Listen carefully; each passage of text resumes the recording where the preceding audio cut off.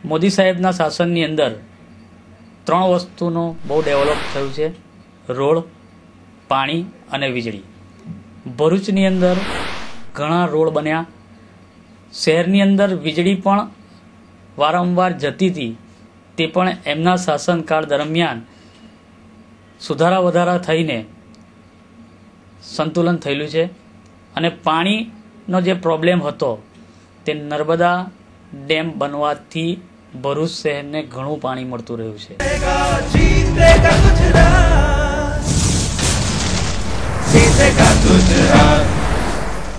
જ્યાં સુધી નરેન્દ્રભાઈ મોદીના શાસનની અંદર ભ્રષ્ટાચારને લાગે વળગે છે અને એમને પણ જે સૂત્ર આપ્યું છે કે હું ખાતો નથી અને ખાવા દેતો નથી, એ બિલકુલ યથાયોગ્ય છે.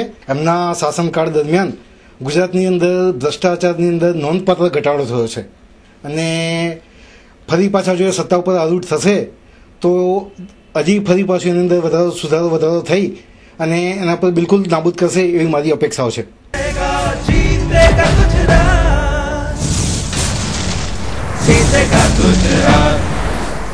નરેન્દ્રજી મોદીના શાસનકાળ દરમિયાન નરેન્દ્રજીએ કન્યા કેળવણી, નારીના રક્ષણ માટે ખૂબ જ સારા કાર્યો કર્યા છે અને તેને કારણે નારી આજે ગુજરાતમાં ઘણી આગળ આવી છે. અને હું એવી આશા રાખું છું કે જો નરેન્દ્ર મોદી ફરી એક વખત આવે તો હજી પણ આમાં ઘણું બધું આગળ વધશું અને ઘણો વિકાસ કરીશું.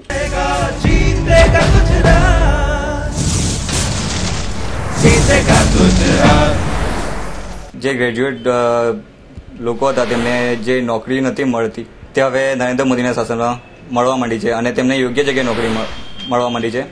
ને હવે હું પણ એવું ઈચ્છું છું કે હું પણ કંઈ આગળ વધીને અને યોગ્ય જગ્યાએ નોકરી કરી શકીશ. હવે હું નરેન્દ્ર મોદીની સરકાર ઈચ્છું છું. જીતેગા ગુજરાત.